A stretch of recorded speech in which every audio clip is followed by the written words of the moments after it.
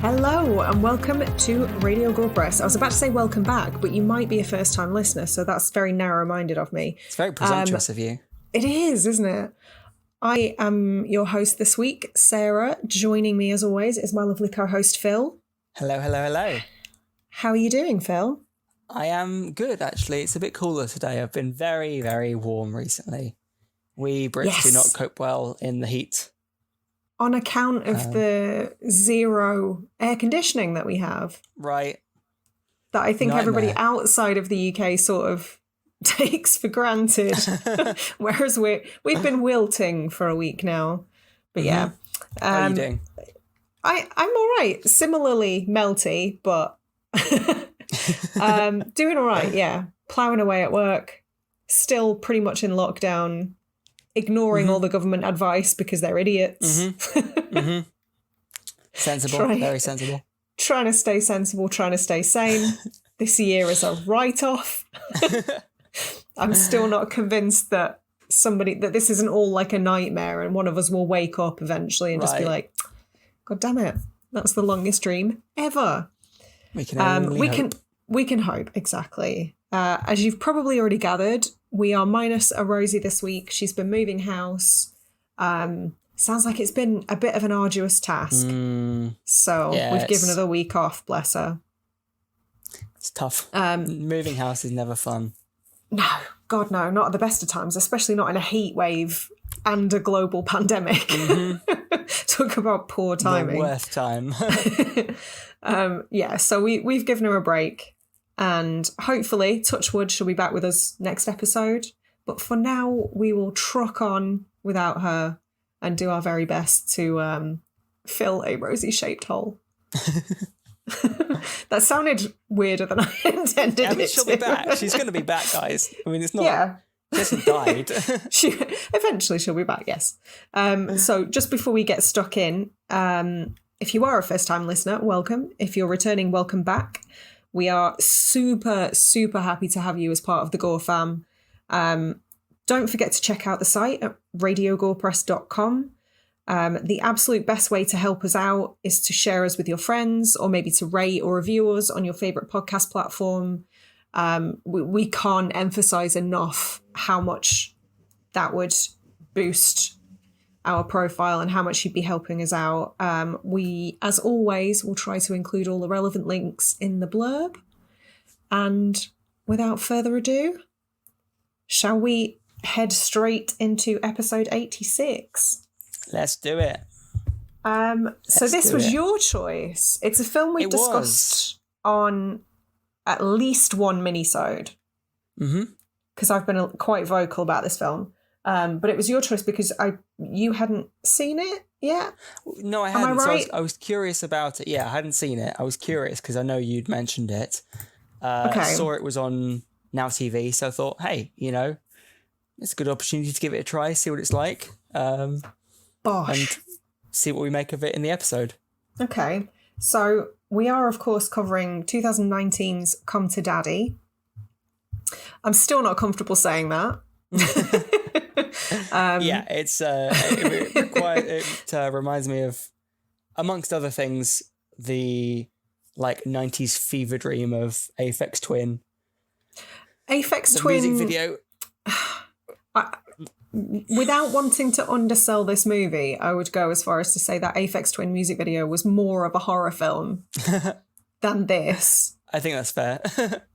Absolutely terrifying. If you're not aware of that, I would implore you, Google it now and never sleep again. You're welcome. It's horrifying. Is that one of Chris Cunningham's works? Going a bit off topic here. Because I know it might be. He did Rubber Johnny. I seem to remember him Rubber Johnny having... freaks me out as well. I'm pretty sure he's worked with Aphex Twin at some point with weird music videos. I mean, Rubber Johnny I would call more of a short film than a music video. Yeah, but I think his kind of filmmaking talents have been put to use with Oh, yeah. In a music video setting, I think. Absolutely. And again, if you guys listening haven't seen Rubber Johnny, again, please do Google that. It is pure nightmare fodder and will stay with you for days. He did. He helped out with Come to Daddy and also Window Lecker.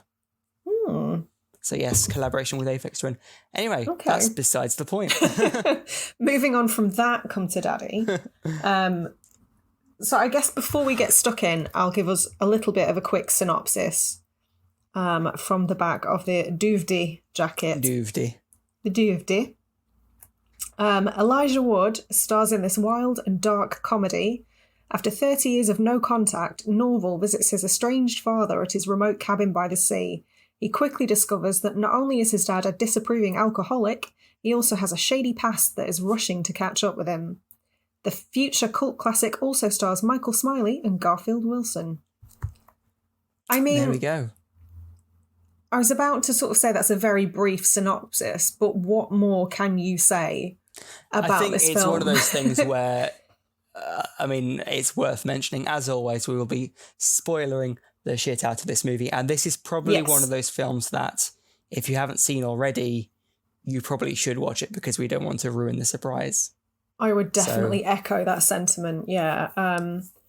This is so actually something that we touched on in the mini-sode when I watched this the first time round, and that I think is a good point to reiterate, is we've complained a lot about how much modern trailers spoil the film. This is one of my favourite instances of a trailer like going the complete opposite way. I believe that the footage in the trailer is sort of like taken almost exclusively from like the first third of the film. Yeah. That's how you do it. I love that. I think particularly with a film like this that does its best to keep the mystery alive. Yeah. Like, why would you do anything that jeopardizes it? If a film that works so hard to keep the audience guessing, why would you spoil that in a trailer? Like, it's beggars belief sometimes with these films. Yeah, I was watching a compilation of, because I tend to sort of go on YouTube and look for like new trailer compilations on a weekly basis. Just to sort of keep on top of things. I can't remember what the film was, but it was like a 3-minute trailer, and there's no possible way that I don't already know what happens in that film. I don't understand. It's not supposed to be a miniature version of the movie. Yeah, the one I remember was a couple of years back, and I can't remember the name of it, but I think it was about a girl who lived with her dad or something in a kind of a secluded forest cabin, and there was creatures outside or something like that. It's a really vague description, but it's maybe a year or two old.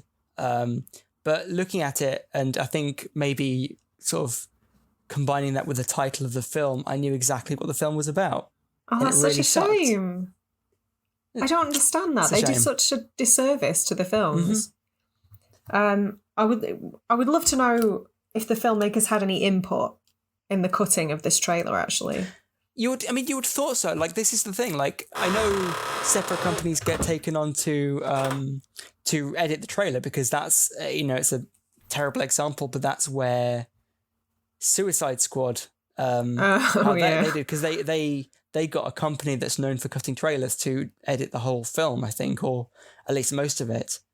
Or some of that it. Maybe. Makes so much sense in hindsight. Something like that, but that's why it's such a frenetic, like, bonkers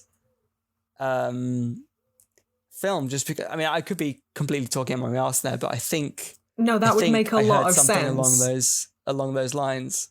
I mean, didn't Will Smith's character have like 3 different introductions? Yeah. It felt like the film kept starting. Here's Deadshot, and here's Deadshot. Yeah, did we mention? I'd love to know if that's true, because that makes a lot of sense. So what did you know about this film going in? Had you heard anybody else talk about it besides me? I knew precisely exactly what you told me. That's it. So I think I'd seen the trailer, whether you showed me or not, I can't remember. but I knew Elijah. Basically, I knew what was on the back of the DVD. Elijah Wood plays a character with an estranged father, comes to visit him. Shit goes down, and then something happens, and that's all I knew. I would like to point out that on the back of the DVD they have put Elijah Wood brackets The Lord of the Rings. Thanks for that. Just in case you didn't know. Yeah. I was surprised that this film was not done by Spectavision.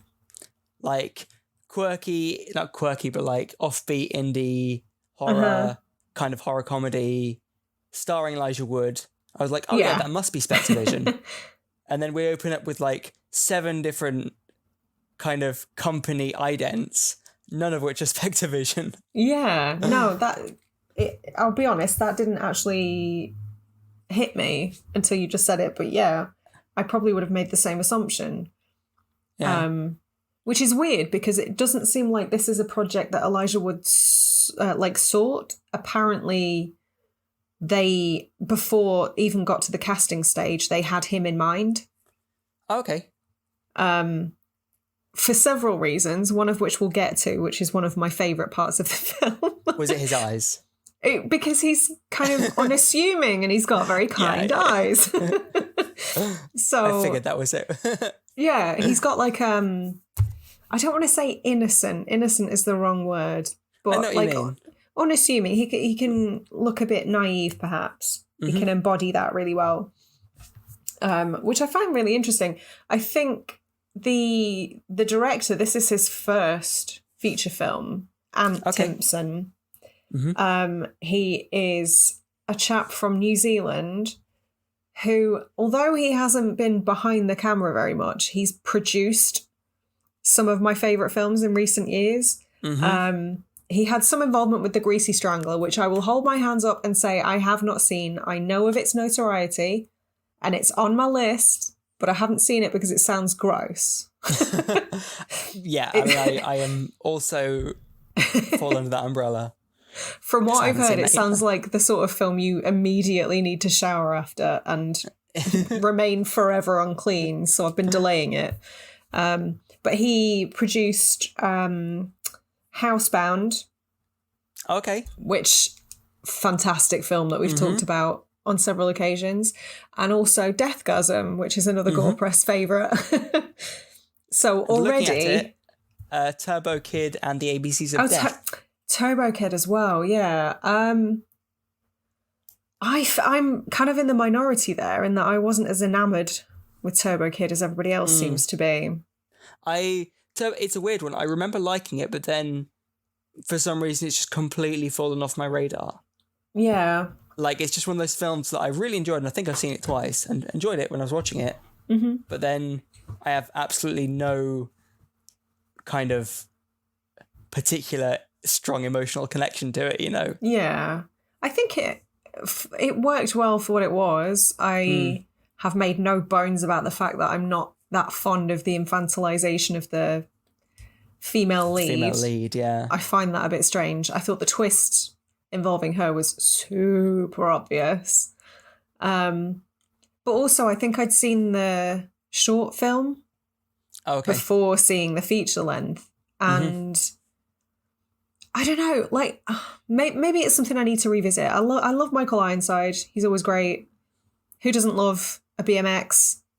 I don't know. Maybe I need to revisit. But I remember really enjoying the short film, but that's all it needed to be. Yeah. I don't know. I mean, it's probably being too critical. Mad Max the early years, right? Yeah. Slightly annoyed Max. Perhaps. Peeved Max. Peeved Max, yeah. Naffed off Max. So Ant Timpson. Ant Timpson, yeah. So I knew very little about him. I didn't know what to expect, but I guess actually knowing the other projects that he's kind of had a hand in, this makes a lot of sense. And knowing that he's from New Zealand and that their sense of humour seems a little bit absurdist, perhaps more in line with like the British sense of humour than the American one. I think actually this makes complete sense. Yeah. Actually, I don't know where it was filmed. I wouldn't be at all surprised if some of it was filmed in New Zealand as well. Yes, yeah, that was New Zealand was one of the film production companies mentioned. I know picked up on that. It was one of the production companies was the New Zealand Film Commission. Okay. So, yeah, you are so right to assume that. I think in order to secure money from things like that, they have to film a portion of it in the country. I would expect so. That's my understanding anyway. So I mean, it wouldn't surprise me. Some of the scenery was beautiful. Mm-hmm. Like the main set, obviously. So the film opens with Elijah Wood, kind of.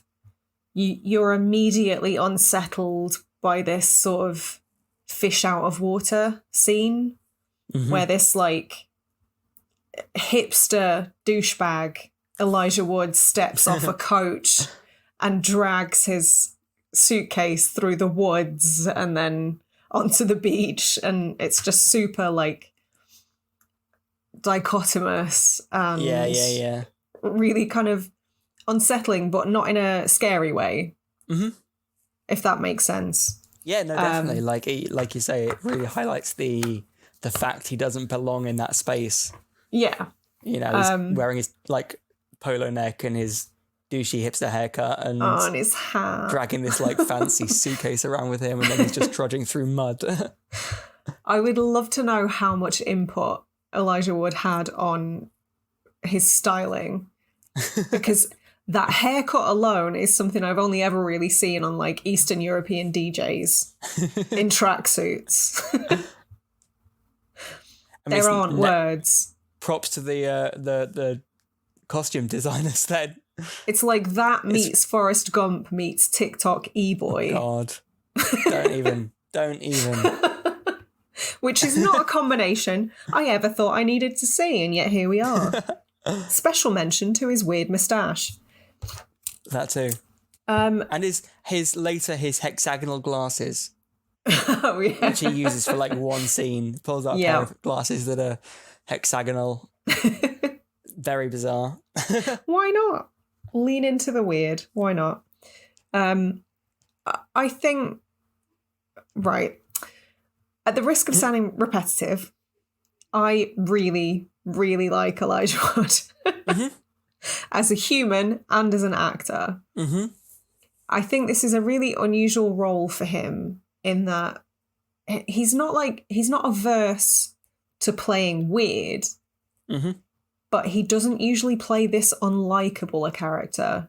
Yeah, like it was hard to root for anyone really in this film. Not necessarily. Obviously, a film doesn't necessarily need to have a character you root for, but you're right. Like he's clearly like trying too hard and clearly projecting an image of who he wants to be rather than who he is, and you can tell a lot of his character is just fake. You know, which is entirely what it should be. It's not. It's a conscious decision. But you're right. Like he's not you don't embrace him as a character, you know? No, he's not somebody that I would care to know in real life. That's for sure. But on the flip side of that, Stephen McHattie, can we just like chef kiss Stephen McHattie's performance? I have long said that this man is severely underrated. Like he seems to kind of he's got a recognisable name. He's got a very recognisable voice and look, but he sort of seems to be sidelined a lot. And I don't know why that is, with the notable exception of things like Pontypool, of course. But yeah, I don't know why he isn't more central. He's a fantastic actor. Yeah. And I absolutely love him in this because he is the definition of unhinged. Yeah, unhinged was definitely So unhinged was the word I wrote down to describe. Is it capitalised and underlined? Yep, unhinged. And to add to that, unpredictable. And that makes somebody terrifying in my book. Right. Yeah, like let alone when you're excluded in a cabin in the remote, like, wilderness. I kind of love the juxtaposition of that as well, because you're supposed to feel like, you're supposed to be in Elijah Wood's shoes, Norval, let's call him his character name. You're supposed to be in Norval's shoes. We, much like him, don't know what the fuck is going on. He's had this letter from his estranged father asking him to come to his house. He turns up at the house and then finds himself kind of unwelcome. And that's really confusing for him and for us, because we only know what he knows up to this point. I'm being willfully obtuse because I don't want to spoil it until we get to it. Yep, that's fair. That's fair. But I kind of love that, because we're all being lied to, but we don't know it, but we know something is massively off. Yeah. And I just think Stephen Hattie encompasses that batshit kind of, just the embodiment of wild card. And that is definitely so scary. Like, he's got such an intensity to the character. Intense is such a good word for him, yeah. Such a good cast. Such a good casting. All I know is I would not want to be in a room with Stephen McHattie and his raisin eyes while he was brandishing a meat cleaver. No, I mean, to be fair, I don't think I would like to be in the room with anyone brandishing a meat cleaver, but especially so Stephen McHattie. I don't know. There are some people I'd trust. Depends what the meat cleaver was for. Presumably professional chefs, they're more likely to... They'd get a pass, yeah. Be, I'd be less suspicious. With reason. Put it that way. But yeah, like you're kind of thrown into this unknown world, and I'm struggling to kind of articulate my point here, but when he turns up at the house to meet his father that you learn he hasn't seen since he was 5 years old, it's coming home but not coming home, if that makes a lick of sense. Like, it's somewhere that should be comfortable to him because it's somewhere that's got a familial connection. And yet the interior decoration is just like odd enough and anachronistic enough that it sort of throws you off. Like, it's kind of stuck in the 60s, perhaps. I think they even make a comment about that. Like a 1950s UFO. That's it, yeah. How Elijah Wood sort of described the house. Nailed it. But I think that kind of anachronistic interior design just is one more little rug that they pull out from under you to make you feel unsettled. And it's not even something that occurred to me while I was watching the film. It was kind of when I was thinking about it after, I was just like, oh, yeah, it's all a bit off. And I sort of love that. I would love to know how much of that was intentional and how much of it was just a stylistic choice that paid off. Yeah. Because I know we always... Yeah, I wouldn't know. Yeah, but we always talk about, trying to find meaning in things that perhaps aren't intended to have meaning. But yeah, I think, interestingly, watching this film a second time, obviously... Okay, so we're going to get to the spoilers in a second. What I will say before we get there, I'm assuming everybody listening at this point has seen the movie. Watching it a second time, when Stephen McHattie's character answers the door, obviously his confusion makes so much more sense the second time you watch it. So it was a very different experience rewatching this film. I mean, right, I'm going to give you the floor for a second and what happens next. Okay. What weirdness occurs? As the conflict between Norval and Brian escalates, they kind of have a bit of like semi-friendly sparring with each other, sort of through conversation, not physical sparring, but just they're trying to like not necessarily one up each other, but get it kind of under each other's on each other's nerves somehow. Yeah. But eventually it all escalates and into an actual fight scene where Stephen McHattie and Brian approaches Norval with a meat cleaver. Mm-hmm. In doing so, he has a heart attack and falls over dead. And this is 35 minutes into the film. Yeah. I was just like, oh, okay, fine. Like, I wrote down holy shit when that happened. Holy shit. I just was not expecting it. But I think that is, again, in large part to the genius of the trailer. Because almost everything that you see centers around Elijah Wood and Stephen McHattie. So when that happens at like a third of the way through, it's like, oh, this isn't what I thought it was going to be. Yep. And that realization happened at least 2 or 3 more times. Yeah, it's just like, oh, no, it's still not what I thought it was going to be. Okay. I do love that.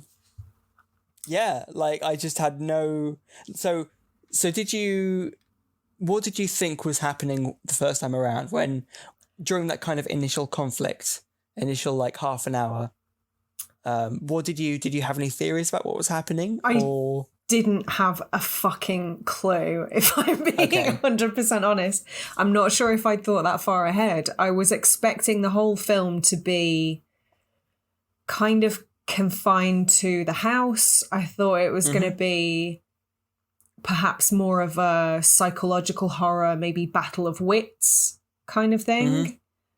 More of what we saw in the first third, but an escalation of that. That's what I thought the film was going to be. And then he ups and dies. Okay. And all bets are thrown out the window. Dear God, yeah, that's one way of putting it.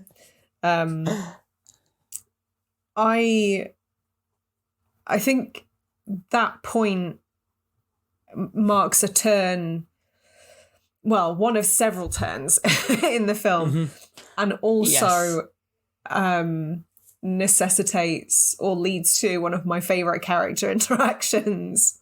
And that is it the sheriff? Is it the trooper that comes by? It might be the sheriff, yeah.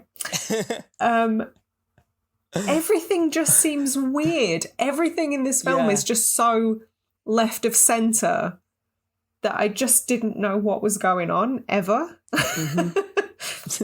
and I absolutely adore that. So the sheriff shows up. He's a tad weird. To be expected in a film like this. Yeah. He is so far from the stereotype of like small town sheriff as you can possibly get. His theory is that you can tell when somebody is evil because they have raisin eyes. I want to know. Which of course, like carry on. I just want to know what conversation precipitated that comment. Like, was the director having a conversation with, like, it's the sort of thing you would say when having like a drunken conversation with a friend. Like, yeah, when somebody's got beady eyes, like raisins. Like, do you know what I mean? And then they're like, yeah, we should put that in the film. Well, what makes it even weirder is that he refers to actually breaking the fourth wall. Oh, he yeah. says breaking the fourth wall a bit, but like baddies have raisin eyes. He uses the term baddie and he uses the term breaking the fourth wall. And I'm like, what? Is this a character that knows he's in a film? I mean, obviously I don't think so. Nothing seems to point that, but just the weirdness of it. Like you say, it's one of those things that kind of seems to be pointing you in one direction. Yeah. It kind of just a bit of a red herring, trying to mislead you a little. Everything is a red herring. I think it's safe to say. So after that encounter, we meet Gladys, lovely Gladys, who takes the body away to be embalmed and tells a rather startled Norval that she'll have to bring the body back due to a storage issue. That's not exactly what you want to hear. But apparently that is largely where the whole film came from. Is apparently Ant Timpson, the director, lost his father, I believe, and the family opted to have like a wake, effectively. They opted to have the body brought back to the house so people could pay their respects.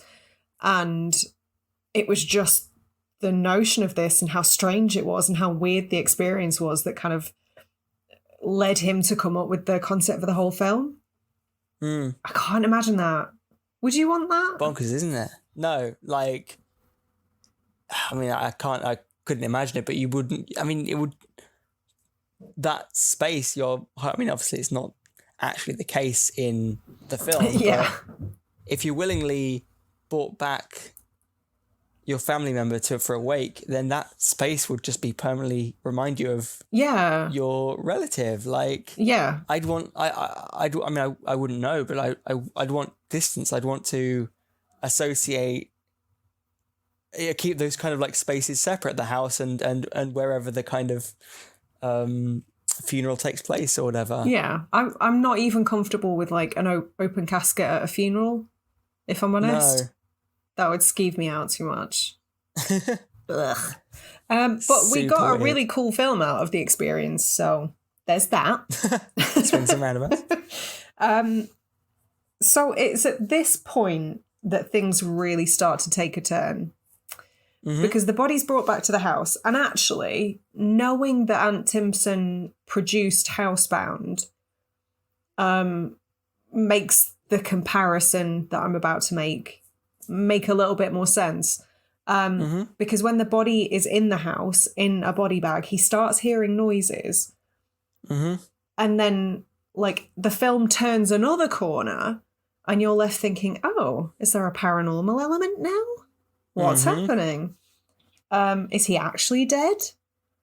Like, literally, it was at this point that I would have entertained any possibility because I genuinely didn't know where the film was going to go. Yeah. And obviously he is dead. There is no paranormal element, but when we're left with that doubt, it really did remind me of Housebound. Just those... And not only that...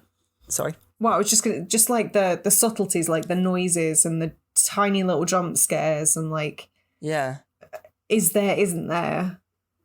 Well, I mean, not only that, the fact that for 3 or 4 times, Norval goes back to the corpse and find some things moved. Yeah. Like the body bag's open a bit on its own, seemingly on its own, or, you know, he kind of... There's a scene where where Norval falls asleep next to his dad's corpse, which, you know, fine, whatever. But he wakes up with the head having his dad's head having turned around and looked at him in the middle of the night. Yeah, like I don't think that's the thing that dead people do. Point towards something more sinister going on. It does. I write that off as being obviously Norval is at his breaking point and breaks his sobriety and gets very, very wine drunk. We've all been there.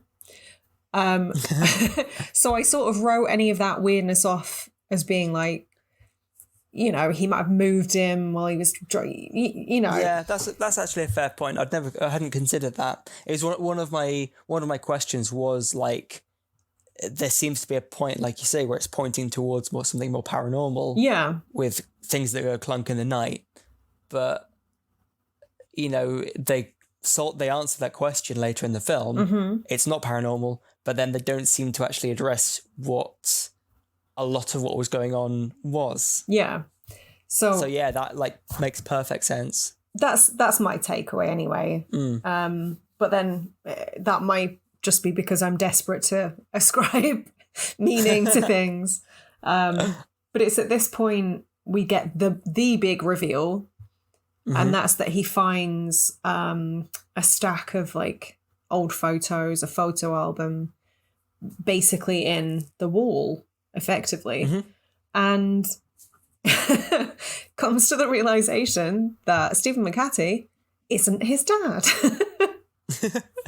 Which I suspected. At which point? What got me thinking was when he rang. So after his dad, in inverted commas, Brian, had died, he rings his mum and goes, "Dad's died. Can you, come and help?" Basically, she says, "Can't be there till Friday," and I suddenly suspected that she was going to turn up and go, "But that's not your dad," Okay. I mean, obviously it didn't happen, but there were, I don't know if it's because I suspected something was up or whether having spoken to you and heard that there was like big twisty things going on, I think it just might have put me in that sort of frame of mind to think about what could have happened. Okay, that makes sense. I'm not like placing blame upon you. It doesn't matter. It's always fun to think about these things, but because I knew shit went down somehow, I was more inclined to try and second guess what was going to happen. Oh no, I sixth sensed you. I think so. Did I ever tell you about that story? Fine. When I no. From I might have, from my very early teenage years, I was always obsessed with movies ever since I was a kid. From my sort of mid-teens, I started obsessively buying film magazines like Empire and Film Review, Total Film, even like older English listeners who are about my age might remember things like Hot Dog Magazine and Neon Magazine, which have been very long defunct. My parents still have like hundreds of copies of film magazines in their garage. Amazing. But I was obsessed with reading reviews or reading about films. And I remember when The Sixth Sense came out and I read about it in Empire Magazine and they raved about it, but they also mentioned a twist. Oh, okay. So I went to see it with my mum. As soon as Bruce Willis, I was like 15. As soon as Bruce Willis gets shot, I was just sat there going, well, he's dead then. Fuck this. Oh, no. And I've never watched that film since. It's been 22 years. Sad. It's a good film. My dad sixth sensed himself. Oh, no. It was when we'd got like a new TV, and I think it was like when Blu-rays were starting to come out or around that time. Sorry, DVDs. And we made a big thing of like having DVD nights where we'd kind of watch a film as a family. We'd got The Sixth Sense, but Dad was concerned that, or at least wanted to check it was suitable for myself and my sister back when it was released. So to try and scout out what had happened, what was up with it, he decided to put on the extra features, bonus features of the film. And in doing so, spoiled the shit out of it. Oh, that's even sadder than my story. Fuck that film doubly. Yep. Oh. So yes, you did Sixth Sense me. I did guess that wasn't his dad. I'm sorry. No, like I said, it's fine. It's fine. I quite enjoy films that do that to you. So, like I said, it's a total like meme for us now. But it's why I love Cabin in the Woods so much, because I suddenly had a sense of, you have that aha I had moment. no idea where this film going. Like, where is it going? And that was just so exciting for me. Yeah. So yeah, like don't feel guilty. Okay. Do you kind of get a sense of satisfaction when you second guess things? Sometimes. I think it depends on the film. I think because on one hand you're like, yes, I was right, but on the other hand you're like, oh, I was right. You're like, oh yes, I was right. Yeah. Like because as soon as if you've got a specific plot point in mind and that turns out to be true, then it takes the sort of wind from the sails a bit, in the sense that like you knew that was happening anyway, so that impact isn't as strong.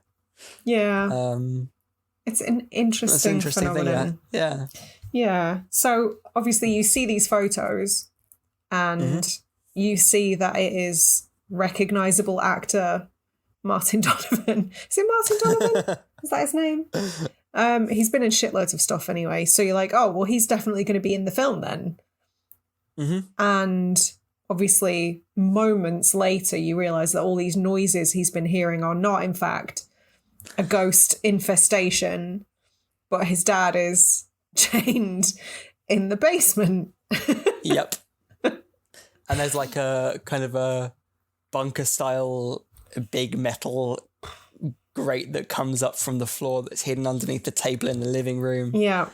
And Martin's down there looking all hostily. Hostily. And then my favourite character,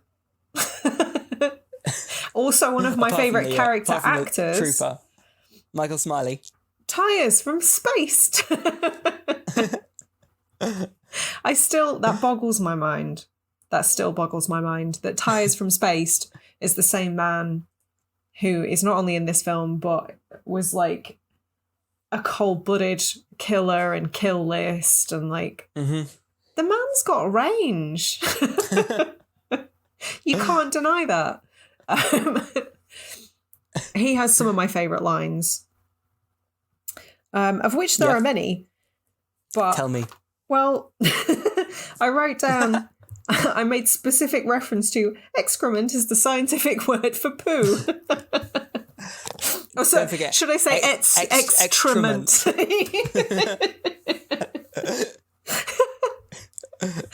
One thing that really made me laugh, I can't remember who it was. If it was you, please comment, drop us a line. When I first posted that I watched this film on my Instagram, somebody just commented underneath, just the simple comment, poo pen. Poo pen. Just about lost it. I did make a note at some point during this film that this is like, it's almost created a new subgenre of horror. Like, is cringe horror a thing? In what sense? I cringed for so many different reasons during this film. I cringed because it was literally disgusting in places. I cringed because some of the violence was like, oh my God, wincy as hell, which we'll get to shortly. And I cringed because it was like embarrassing. Like at the start when Norval's kind of saying, oh yeah, me old buddy, me old mucker, Elton John. I was like... I know Elton John. It was like bum-puckeringly cringy. Yeah. I was embarrassed for him because it was obvious bullshit. So I don't know. I feel like cringe horror should be a thing. I mean, I'm sure it probably is. I'm sure we can name a few films that would fall under that category. Well, let that be the question that we put out to people this week. If you know of any cringe horror, anything that would fall under cringe horror, drop us a line on social media. You can find us on Facebook, Twitter, or Instagram at Radio Gorepress. Come at us with what you think would fall under the umbrella of cringe horror. Not that I'm in a massive rush to watch more of it after this. Oh, no. I don't enjoy cringing that much. But I'd be intrigued to know. There's got to be more. So I feel like... I've heard this film called a comedy horror by quite a few people. How accurate do you think that is? Because I feel like... The reason I'm asking you that is because I feel like on second watch, when I knew what was going to happen, I laughed a lot more. Oh, okay. Interesting. So I'm intrigued to know how much you took away from it on first watch. So I've been trying to, save it for the end of the episode, but I found this film very schizophrenic. Okay. It sat really weirdly because obviously I know we'll perhaps spoil a bit later, but it starts off with this kind of half an hour of almost The Invitation style, awkward kind of conversation between two people who aren't on board with each other. Okay. With humor laced throughout. Yeah. Not overt humor, but there's elements that are okay, that's pretty funny.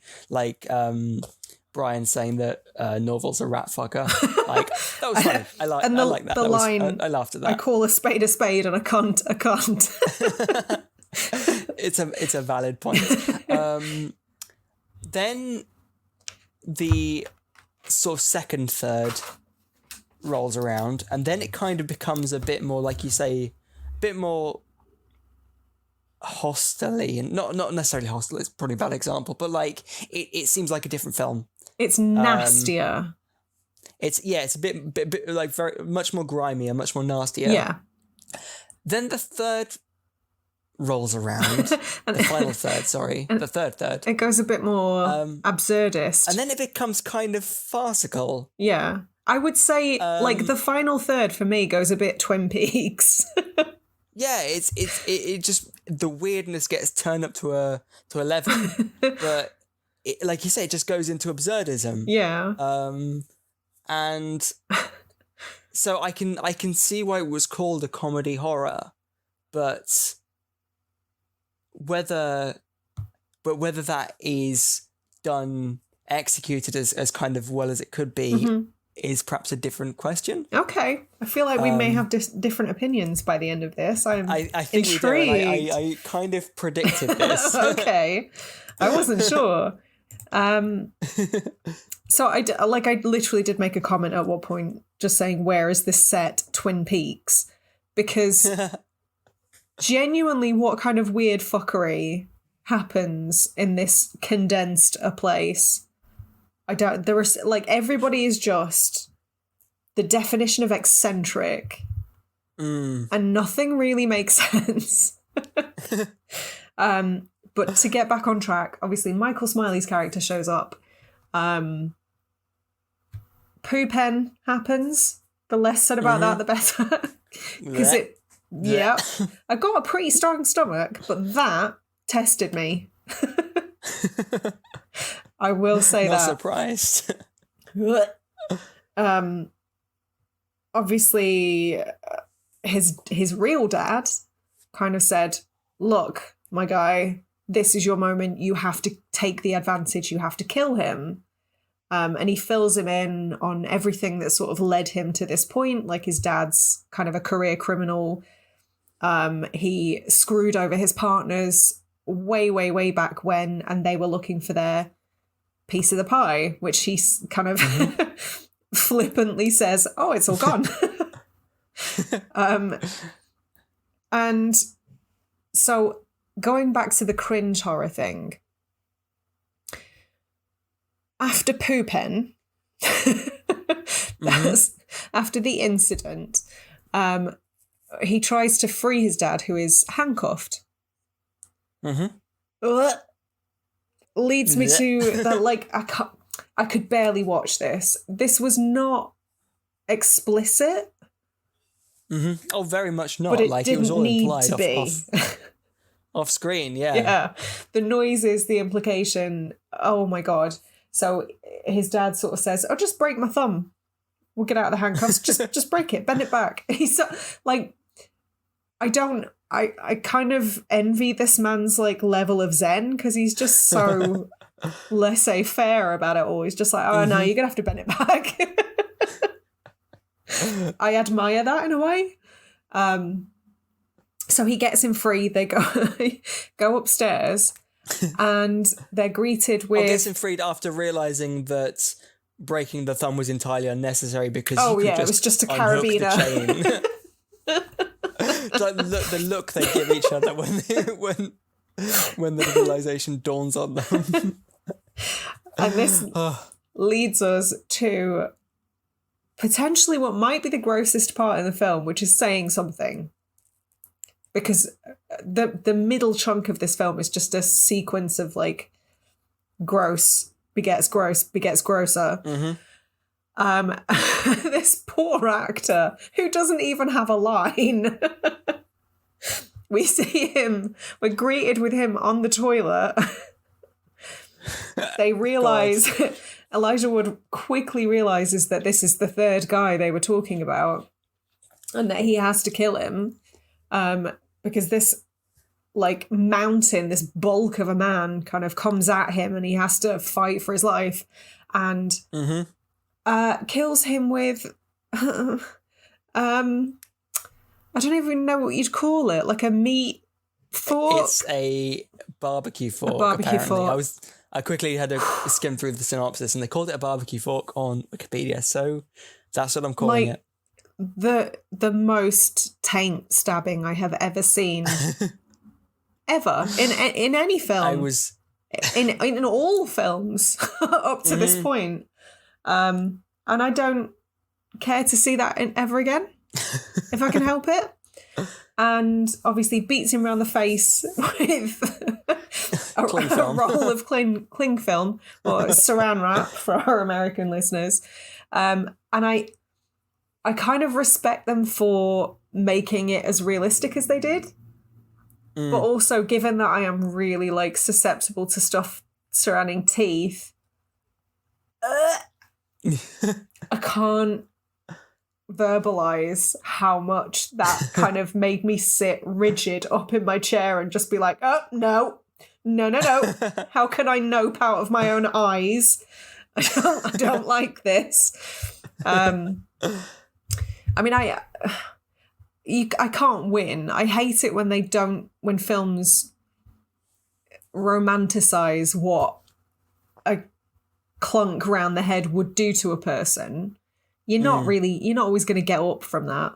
But yeah, they really went to town on that poor dude. Yeah. How did you feel about that? Because that was really gut-churning for me. No, much the same. I mean, maybe we had slightly different moments that we were focusing on. I did not enjoy the stabbing particularly. No. The surround, the kind of cling film, like, yes, that was horrendous, but it wasn't the thing that set me on edge. I'm shivering thinking about it. I really hate that.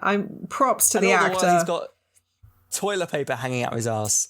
Like the most undignified death that I think I've ever seen. Chasing Elijah Wood round a house with toilet paper stuck to his ass. Half-dressed. Ugh. What a way to go. Like, props to the actor is all I can say. He must have really wanted that role. Or got paid a lot. I can't imagine that, though. So, this is perhaps a little bit out of left field, and I don't know how much you kind of thought about this, but because the cast is almost exclusively male, and it's about a patriarchal kind of relationship, like father-son dynamic, with the added complication of estrangement and all that sort of stuff. Given that Norval was such, and I hate the term, but like what arseholes on the internet would call like a simp or a beta male, I hate those terms. This is not me joining that train. I hate them. But I found it quite interesting that it sort of explored different types of masculinity. Yeah, that's a valid point. Not one I'd considered, but you're right. Like I can see if Gordon turned out to be kind of Norval's father, I can totally see that dynamic working. Obviously, less so the fact he's so confused about it all, but the fact that they're at loggerheads about it because Gordon's so much like a man's man. Yeah, very old-fashioned. The direct opposite of who Norval is. Then his actual dad is kind of somewhere between, in the sense that he's a criminal and he's part of this whole gang thing, but at the same time he's given a life to his son. All that money that he stole from his cohorts was given to his wife and son to live on. Yeah, which in a really fucked up way is like the noble thing. Right, like, and that's the thing. Like, yes, he ran off, and initially they sort of Norval when he's under the impression that Gordon's his father, Norval criticizes him for being a bad dad. But you then find out the reality is a lot different because, yes, he ran off, but that was presumably to protect them. Yeah. You know? Yeah, when you factor in it. And not only that, he made sure they were safe and had that support. Mm-hmm. You know, so I think it's it's an interesting sort of interpretation, interesting way to look at it. Yeah. And one that I didn't necessarily occur to me when I was watching it. Yeah, I think it's interesting because it also sort of challenges stereotypes of masculinity as well. Like, and the fact that Gordon is so old-fashioned, very traditional.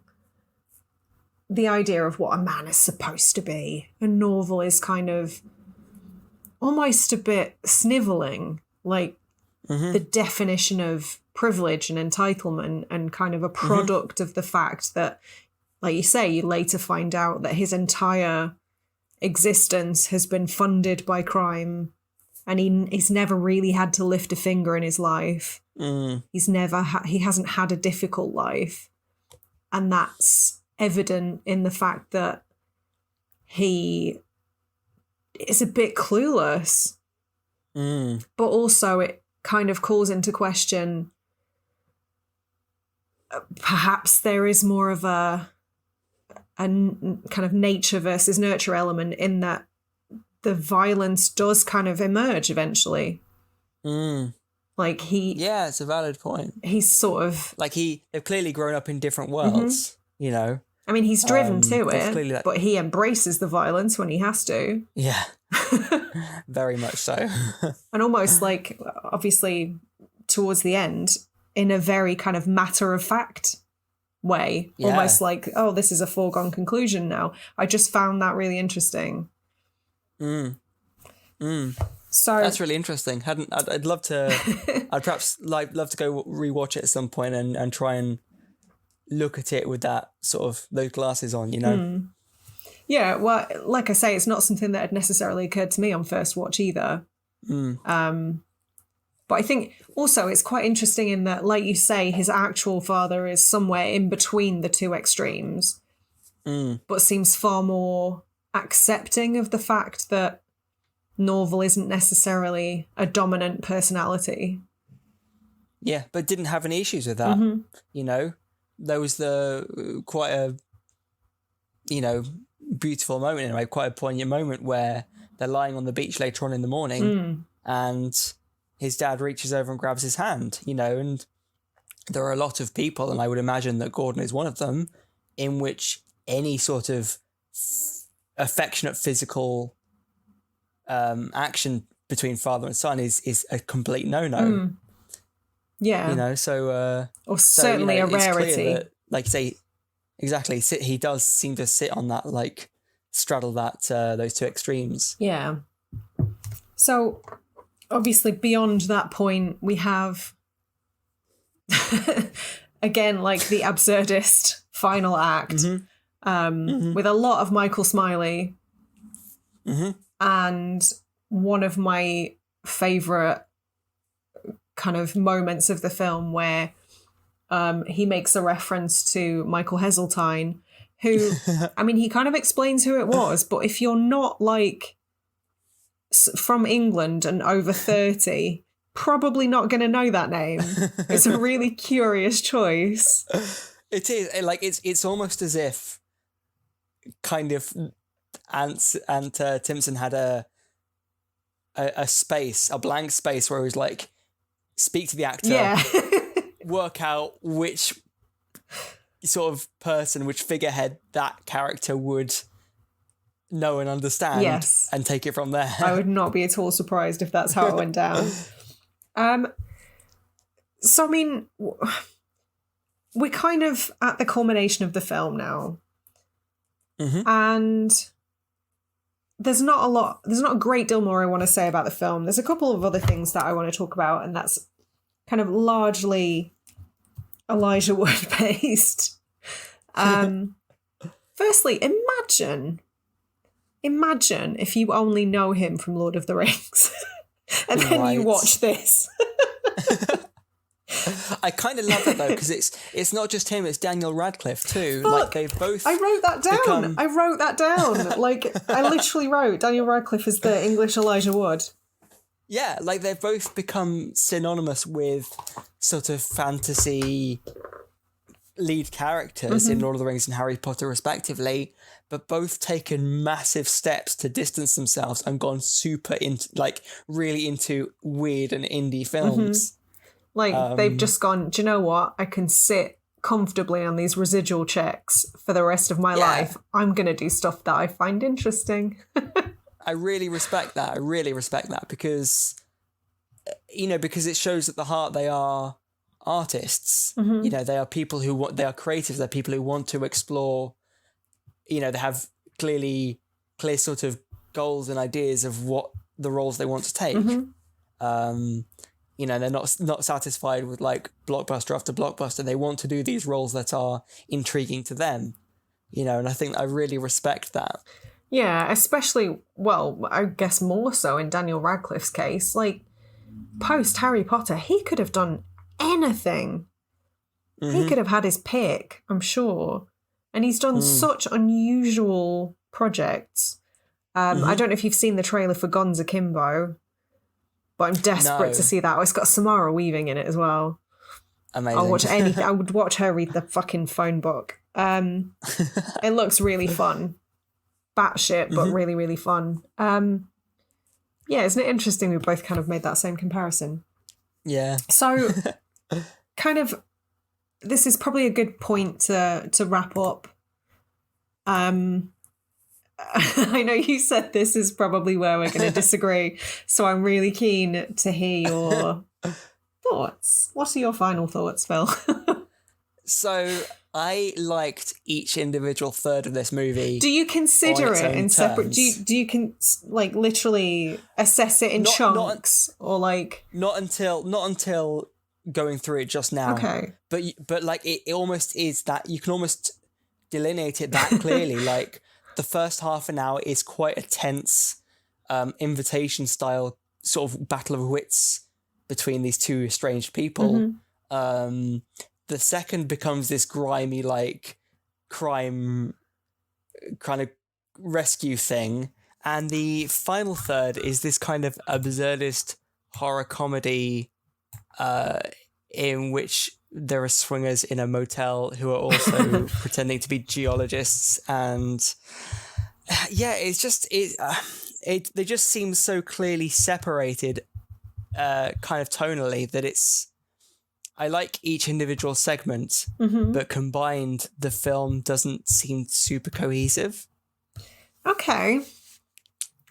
I disagree. I don't necessarily agree with that. I think tonally it's actually pretty consistent. Okay. I think probably from the halfway point, the big reveal. Obviously there are a few, but like the big reveal, I think it switches gears somewhat. But I still think it feels very much like the same film. And actually I would argue that, not argue, that sounds unnecessarily antagonistic. But I would sort of, posit that the black humour kind of runs throughout. I don't think that's necessarily something that is more pronounced during certain parts. It might just be that... Sorry. Oh, I was just about to say, I will kind of... I would say perhaps that's because this was my second watch, however. Okay. And it might be I'm more kind of engaged with it and more on board with it on a second watch because I know what to expect. Yeah. But it might be my feelings are down to where the story is, where the bit of the sort of section of the narrative we're in, because the first third, you know, incidentally, it probably is no coincidence that these tonal shifts are in line with which character Norval is associating with at that particular point. That's true, actually, because there are sort of like, in terms of thirds, there is like Norval and Gordon, Norval and Dad, and then Norval and I've forgotten his name. His name is Michael Smiley's character. I'm so bad at character names. It's a really Jethro. Jethro, of course. I have like character name really blindness. Yeah, like, and that might be exactly why, because, you know, you can't imagine Gordon cracking wise and being quite as bizarre as Jethro is, and therefore it makes sense that his section's a lot more serious, a lot more intense, because that just is his character. Yeah. You know, and then you go to the dad, and obviously it's the tone shift is a lot more serious because all of a sudden there are stakes, and therefore the plot, the kind of tone matches that. Yeah. And then because Jethro is so like completely unhinged in a different way, it makes sense that there would be more I don't know. That's interesting. No, that makes a lot of sense, actually. And then there's like little pockets as well of where, because Norval is the only real constant throughout. So there's kind of, there's other instances of where he's talking to the sheriff and it's just flat out weird. Or when he's talking to the coroner and actually it's a lot more earnest and quite sweet. So it does seem like the tone does seem to depend who he's interacting with. That's interesting. Yeah, I might have to. I think it's one of those things, one of those films that I would need to rewatch to fully appreciate. It stood up to a second watch. That's good. You know, there's always the risk of films that do have these kind of big narrative twists. The risk that you suddenly lose that impact on second and third sort of viewings. So it's good to know it stands up. Yeah, it did for me, certainly. Okay. Cool. So I thought we were going to wind down. I thought we were going to maybe end on a negative note where you were going to like trash it and shit on all my hopes and dreams. No. I didn't stab all my hopes and dreams with a poo pen. Like there are some genuinely funny moments. Like I really enjoyed. I made a note of obviously the Michael Heseltine's hilarious. There's Norval. There's Jethro asking Norval if there's anything that he'd like him to say to his mum when he meets. Oh, yeah. Norval goes, "Tell her I love her." Jethro goes, "I won't tell her I love you love her." Like something as ridiculous as that. That was hilarious. There's the sheriff who can burp on command and then proceeds to burp on command. Like there are some really funny moments throughout. And it is a fun movie to watch, but I think it's just one of those films that perhaps takes you a little while to process. Yeah, I think one of the reasons I rate it so highly is because obviously we talked about it being like potentially its own subgenre, and the fact that I can't think of any other films that it would sit shoulder to shoulder with kind of demonstrates how weirdly unique it is, which is one of the reasons I appreciate it. I can't liken it directly to anything else that I've seen in recent memory. And I think for that alone, it just watch it, appreciate it. I think it's great. I don't know why I'm saying that, because at this point everybody's already seen it, so you heard it here first. Watch it. Yeah, watch it again, watch it with friends. Maybe don't watch it with friends, not all of your friends anyway. This is certainly not a film for everybody. But on that note, thank you for chatting with me, Phil. Thank you for listening, Gore-fam. We appreciate each and every one of you. We especially appreciate the patrons, because you guys are the real MVPs. And without you, we could not continue doing what we love to do. And so on that note, we hope you've enjoyed the show. We'll be back in a fortnight, hopefully with Rosie, with another in-depth chat about a film, which we will decide in the next fortnight, but something exciting. In true Gorepress fashion. Yeah, we are organised. But yeah, thank you and stay spooky. Bye-bye.